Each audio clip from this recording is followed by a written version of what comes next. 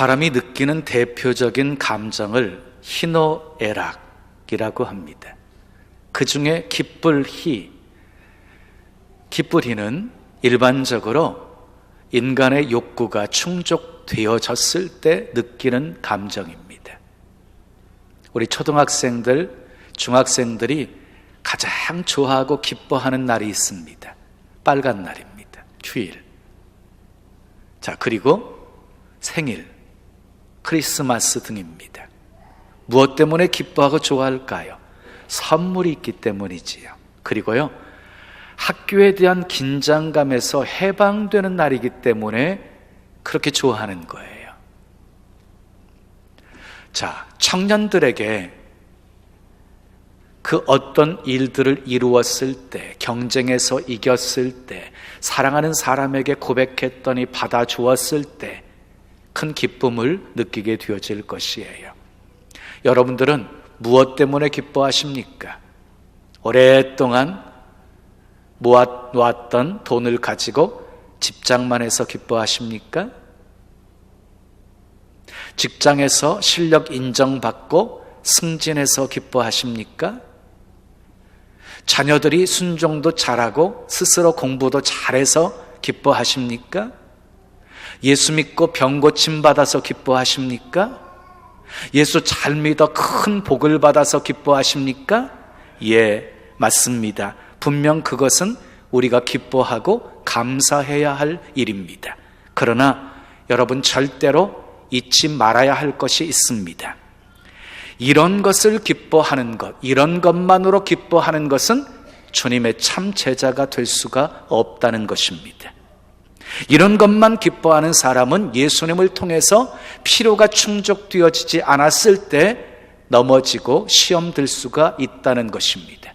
이런 것들을 통해서 기뻐하는 사람들은 예수님보다 더 큰 복을 줄 수 있는 대상이 나타나면 가차없이 예수님을 떠나버릴 수도 있는 것입니다. 그러므로 여러분, 무엇을 기뻐하며 사느냐, 무엇을 기뻐하느냐 너무너무 중요한 것입니다. 그것은 우리 신앙의 본질이기 때문입니다. 자, 대부분 우리가 예수님 처음 믿을 때의 동기가 무엇입니까? 경제적인 문제, 건강의 문제, 사업의 문제, 자녀의 문제, 가정의 문제 때문에 신앙생활이 시작이 되어집니다. 대부분 처음은 비슷합니다. 그런데 예수님을 알아가면 알아갈수록 하나님의 십자가의 사랑이 얼마나 큰지 그 놀라운 사랑에 감사하고 감격해서 예수님을 따르게 되는 것이고 예수님을 섬기게 되는 것이지요. 무엇을 바래서가 아니고 무엇을 원해서가 아니라 하나님께서 내게 베풀어 주신 그 사랑에 조금이라도 보답하기 위해서 시간도 드리는 것이고 물질도 드리는 것이고 몸밖에 드릴 것 없어 이 몸 바칩니다 고백하면서 우리 생명까지도 드리는 것이지요. 아멘이신가요?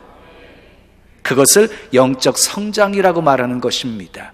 그렇게 우리가 영적으로 성장하게 되어지면 기뻐하는 내용이 달라져요.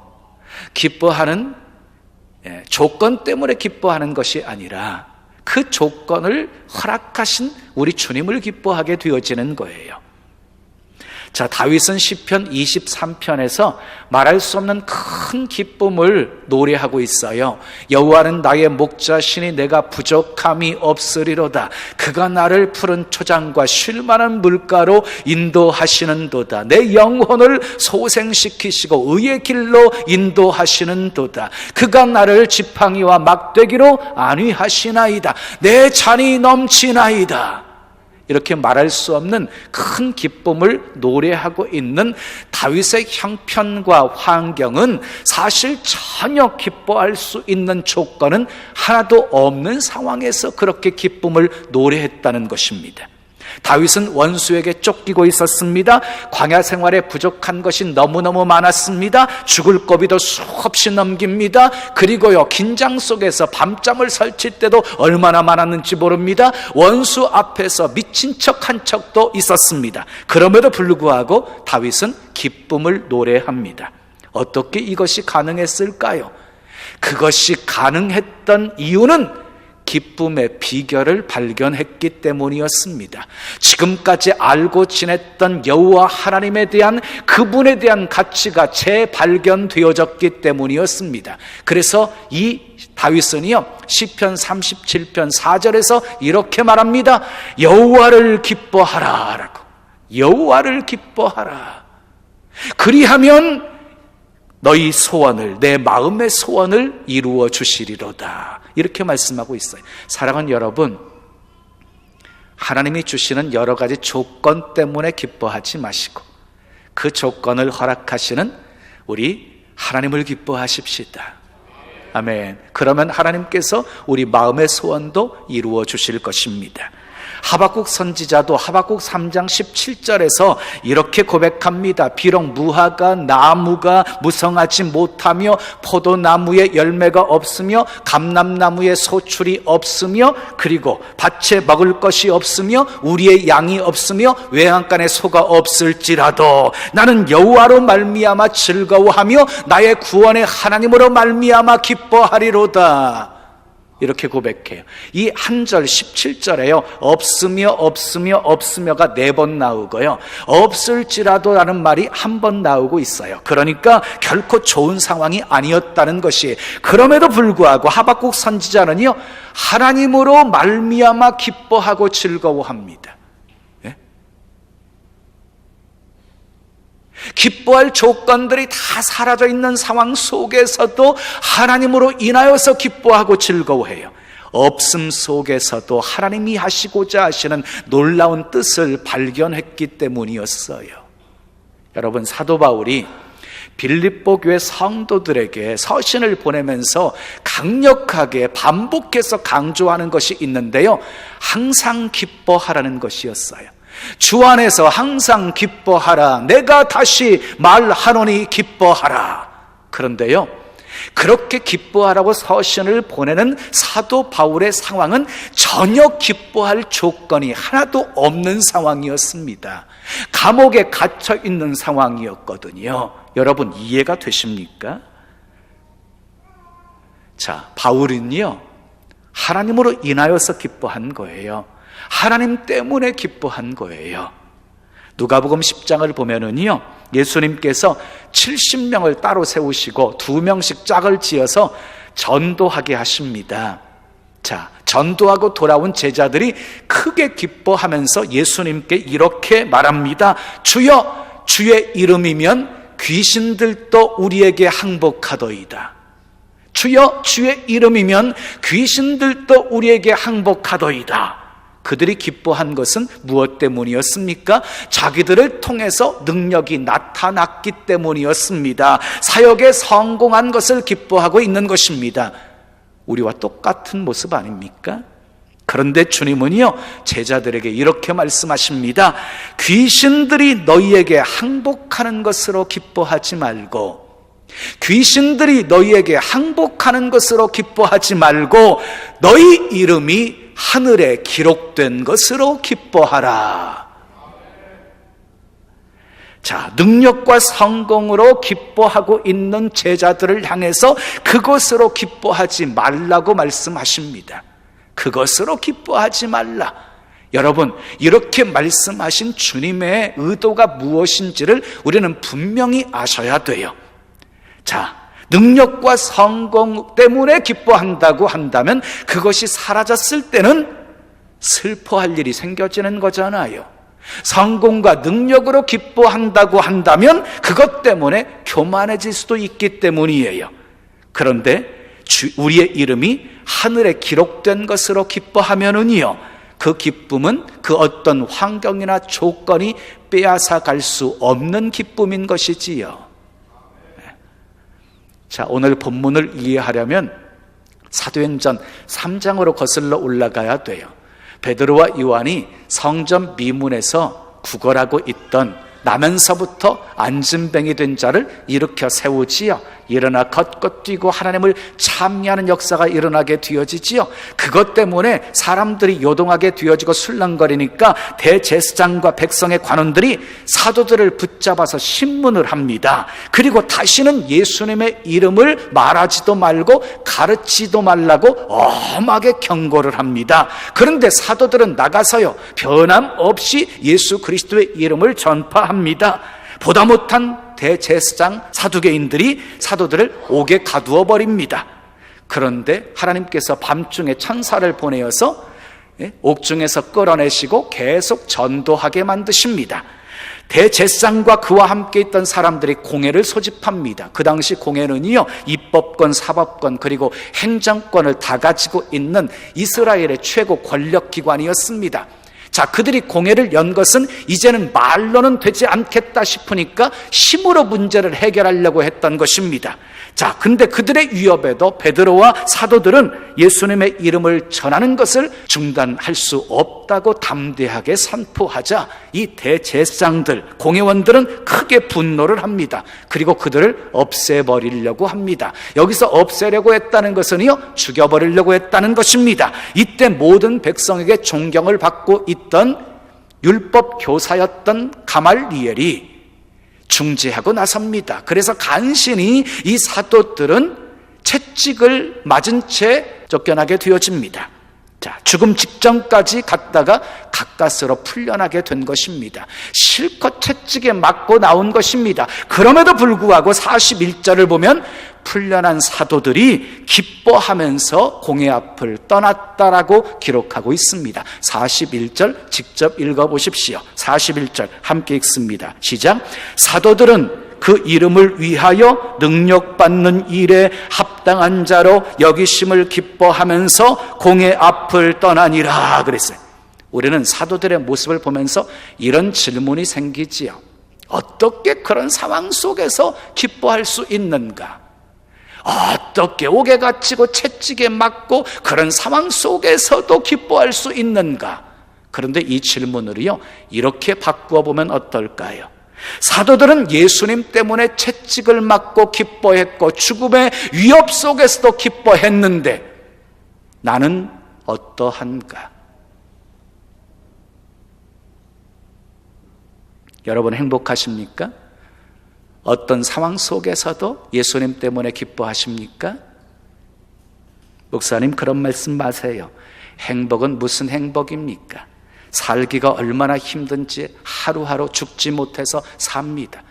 행복은 둘째치고 당장 빨리 이 문제만이라도 해결되었으면 좋겠습니다. 이렇게 말하고 싶은 분들도 이 자리에 앉아 계시겠지요. 자, 그렇지요. 맞습니다. 내가 처한 상황을 보고 환경을 보고 문제만 바라보게 되어지면 그렇게 말할 수밖에 없는 것이지요. 그런데 그 기준으로 사도행전 5장에 나오는 사도들을 바라보게 되어지면 그들이 기뻐하는 이유를 도무지 이해할 수 없게 되어지는 것입니다. 자, 우리가 아무리 힘들다고 해도 사도들만큼 힘들지는 않기 때문입니다. 사도들은 가진 것도 아무것도 없었습니다. 옥에 갇혔습니다. 채찍에 맞았습니다. 그리고 죽음의 위협 속에 살았습니다. 그러면서도 기뻐하면서 삽니다. 팔복의 마지막 8번째가 무엇인 줄 아십니까? 팔복의 8번째 복이 무엇입니까? 의를 위하여 박해를 받는 자가 복이 있나니 천국이 그들의 것임이라. 나로 말미암아 너희를 욕하고 박해하고 거짓으로 너희를 거슬러 모든 악한 말을 할 때에는 너희에게 뭐가 있나니? 복이 있나니 기뻐하고 즐거워하라. 하늘에서 너희의 상이 큼이라. 너희 전에 있던 선지자들도 이같이 박해하였느니라. 여러분, 사도들이 왜 박해 속에서도 기뻐했는지 그 이유를 아시겠습니까? 의를 위해서 박해받는 것이 복임을 알았기 때문입니다. 하늘에 큰 상이 있음을 믿었기 때문입니다. 어느 주일학교에 모든 선생님들이 맡기를 꺼려하는 어린아이가 있었습니다. 얼마나 거칠고 난폭했던지 모든 선생님들이 두 손을 든 그런 아이였습니다. 그런데 어떤 젊은 여교사가 그 아이를 맡겠다고 자진해서 나섭니다. 아니나 다를까 얼마나 힘들게 구는지 예배 시간에도 분방 공부 시간에도 가만히 있지를 않습니다. 시끄럽게 떠듭니다. 그리고 친구들을 괴롭힙니다. 어느 날 선생님이 여전히 문제를 일으키는 그 아이에게 다가가 이렇게 말합니다. 선생님은 너를 사랑한다. 그랬더니 그 말하는 선생님 얼굴에 이 아이가 침을 뱉습니다. 주변에 있던 아이들뿐만 아니라 선생님에게 침 뱉은 아이의 얼굴에도 긴장이 감돌았습니다. 선생님은 얼굴에 묻은 침을 닦아내면서 조용히 말합니다. 그래도 선생님은 너를 사랑한다. 그리고 그날 밤 선생님은 선물을 사가지고 그 아이의 집을 찾아갑니다. 자기를 혼내려고 찾아온 줄 알고 깜짝 놀랐는데 알고 보니 소년 그 선물까지 준비해가지고 선생님이 찾아온 것입니다. 선물을 건네주면서 선생님이 이렇게 말합니다. 예수님은 너를 사랑하신단다. 그리고 선생님도 너를 사랑해. 그리고 그 소년을 꽉 안아주었습니다. 처음에는 안 안기려고 막 버둥거리더니 아이가 조금 지나서 흐느끼기 시작합니다. 알고 보니 아버지는 알코올 중독자였고 어머니는 오래전에 집을 나간 상태였습니다. 사람에 대한 불신과 미움으로 가득 차 있었던 아이, 포기하지 않고 사랑을 베풀었던 그 선생님의 사랑에 그 마음이 녹은 겁니다. 그 마음이 열린 것입니다. 어떻게 모든 선생님들이 다 포기한 아이를 이 젊은 여선생님은 끝까지 사랑할 수가 있었던 것입니까? 주님께서 나에게 이 아이를 맡기셨다는 사명감이 있었기 때문입니다. 어느 셀 리더가 저에게 이런 말씀을 하셨습니다. 목사님, 제가 셀 리더가 되고 보니 목사님 마음이 조금이나마 이해가 되었습니다. 라고. 우리 셀 리더님들 힘내십시오. 주님께서 여러분들 믿고 천하보다 귀한 영혼 맡기신 것입니다. 어떻게 주님이 맡기셨는데 대충 할 수 있습니까? 어떻게 마지못해 할 수 있겠습니까? 그런데 놀라운 것은요, 사명을 감당하기 위해서 하나님 앞에 무릎 꿇고 눈물을 흘리는 그 자리에서 진정한 기쁨을 맛보게 되어진다는 것입니다. 셀원들 입장에서는요, 우리 셀 리더는 이랬으면 좋겠다, 저랬으면 좋겠다 하는 마음이 있을 것입니다. 어찌 그것이 틀렸다고 말할 수 있겠어요? 당연한 것이지요. 그런데 한 가지 기억해 주셨으면 좋겠어요.